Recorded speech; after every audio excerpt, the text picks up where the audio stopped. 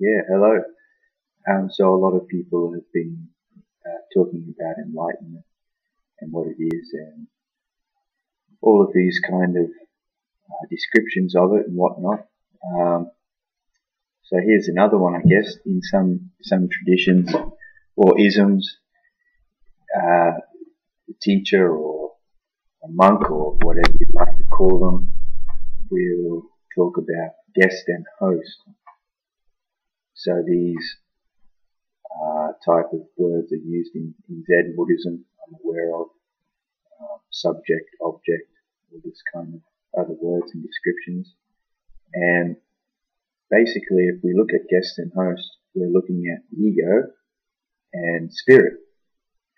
So the guest or the ego, which is there, we see it, and it's basically it's the master of people's lives. Although this is constantly going on, what actuality is always going on. It seems that people's perception is fixated on their own personal identity, which is okay. It's not a problem, not a problem at all.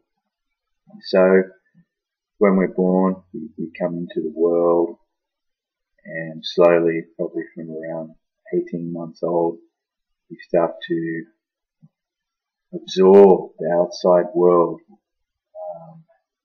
through interactions, just through living through life. And I mean, the ego's there. It's what the brain does. The brain has its purpose within this human form, and the spirit's there, just aware of that. So the guest is basically a collection of programs that have been obtained or sort of gained throughout one's lifetime up until their life right now at this point. And it will continue. It will continue to unfold how it is. The ego will change due to life situations and whatnot, as it does. If there are any permanence in life, is change. And this guest is basically all of the individual's beliefs, their opinions, their judgments. All of this stuff gets passed on to us just in life, at school, with our friends. It's all innocent. No one's aware that they're doing it. It's just a natural thing. And so all of these opinions and judgments and belief systems and shoulds and shouldn'ts and coulds and couldn'ts and all of this sort of stuff is causing people to miss out on what is actually happening at any given point in time. I mean, that's happening as well, but there's a bigger kind of picture out there. I think Bruce Lee says it on the start of Dragon, the Bruce Lee story. He's pointing, and the student's looking at his finger.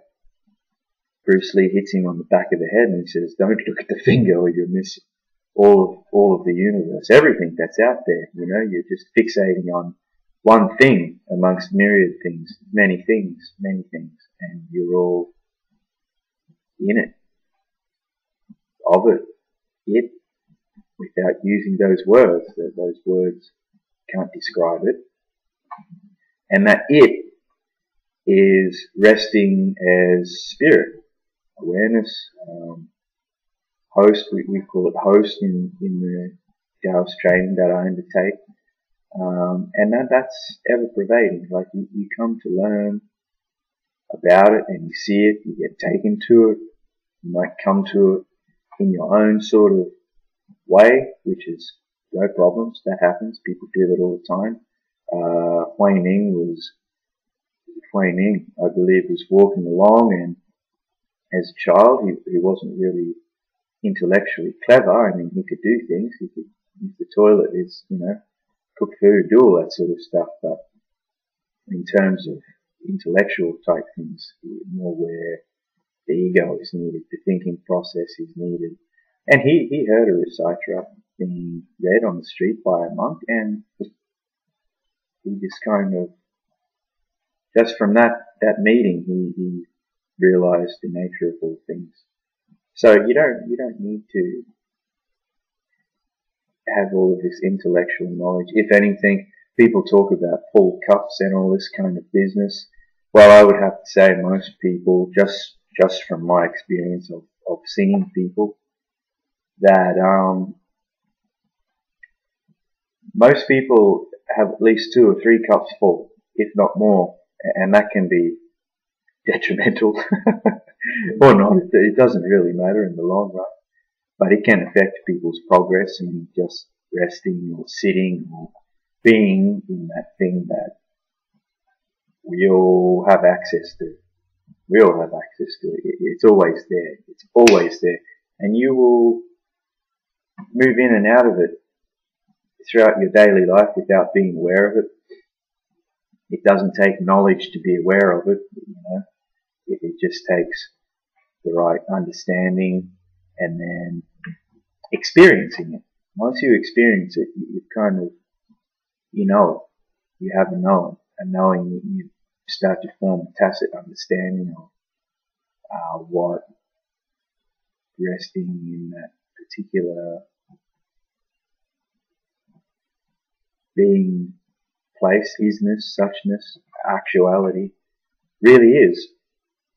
And I mean, you got to work at it. It comes for people, you know, the sudden and gradual. It's all the same thing, really.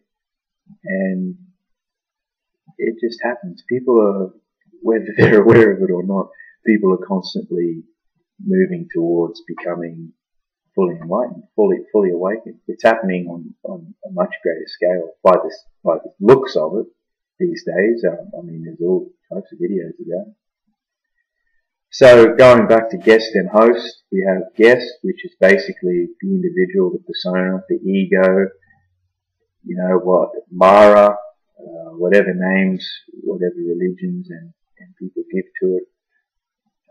Someone should write a book about it because it would help. And that's all of the opinions, the judgments, the beliefs, the habitual doings of the individual. And then you've got the host, which is that which is aware of all that. It's a being, you're blending, you become Tao, you step out of witnessing, I suppose, or being the observer or watcher, and you slip into the actual experience itself. So that's guest and host. I hope that helps with people. Thank you.